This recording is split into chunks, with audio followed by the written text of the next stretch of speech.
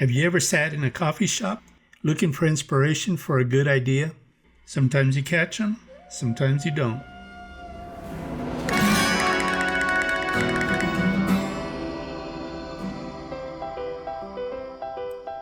David Lynch said, "Ideas are like fish.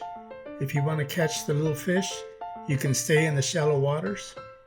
But if you want to catch the big fish, you gotta go deeper." So how do you get the big fish, the good ideas?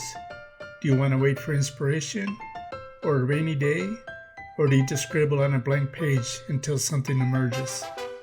Most likely, if you're like me, you've done all three. And this may work if you're creating artwork as a hobby. But if you want to make a living creating artwork, then you have to learn how to catch the big fish quickly.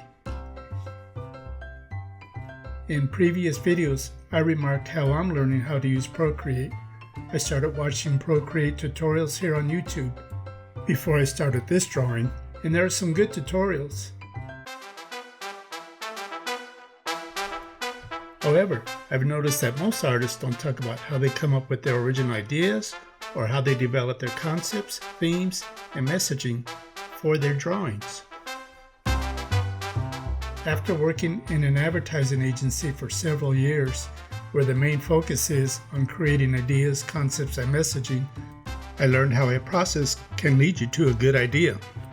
And clients pay big money for big fish, and they want them yesterday. So you can't wait for a rainy day or inspiration to hit you. You gotta produce daily. As my drawing plays out here, the idea of a woman drinking tea is a simple idea. But how I arrived at this idea was a long time coming, which is a story for another video. For now, let me suggest a process that might help you land your big idea. Through my years as a commercial artist, I learned a process can be a good starting point. As David Lynch said, if you want the big ideas, you have to go deeper and have an understanding of a creative process that will help you find the big ideas. In other words, you have the bigger boat to reach those deeper waters. Here's a list of steps that might help you get your big idea.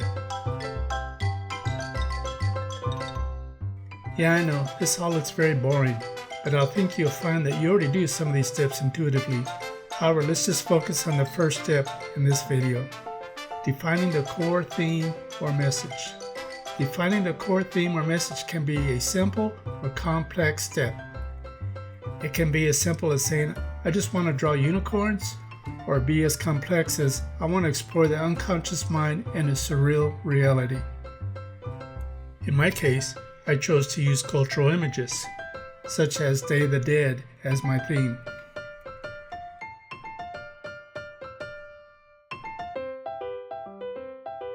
And by choosing this broad subject, I'm defining my core theme and message.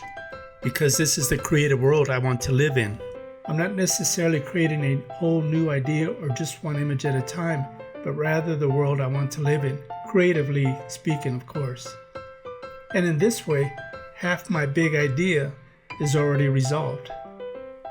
So again, think of defining your core theme or message as the central idea of your creative world building. Then within that world, you can narrow your creativity into an idea or single image that makes a viewer feel, think, or connect to your world emotionally. Think of it as every illustration you create is a single piece of the puzzle in creating your overall theme and message. Again, my drawing here is my attempt to make Day of the Dead relatable.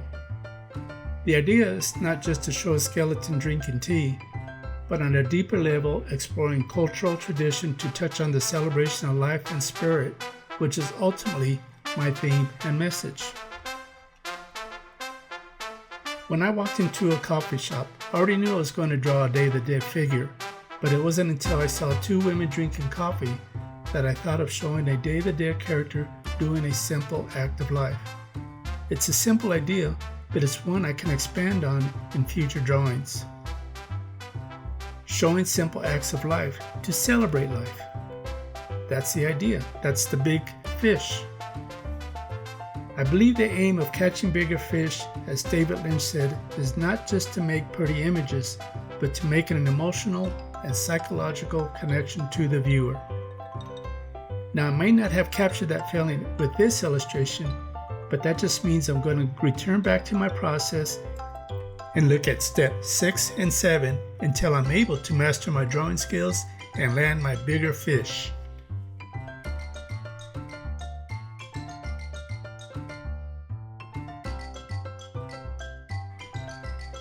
So to recap, define your core theme or message by asking, what creative world do I want to live in? I feel passionate about. Second, how does each image I create build my world, and does it make an emotional connection to my audience? A process might not get you the big idea right away, but it may get you out there fishing in the deep waters. For now, thanks for watching, and until next time, adios amigos.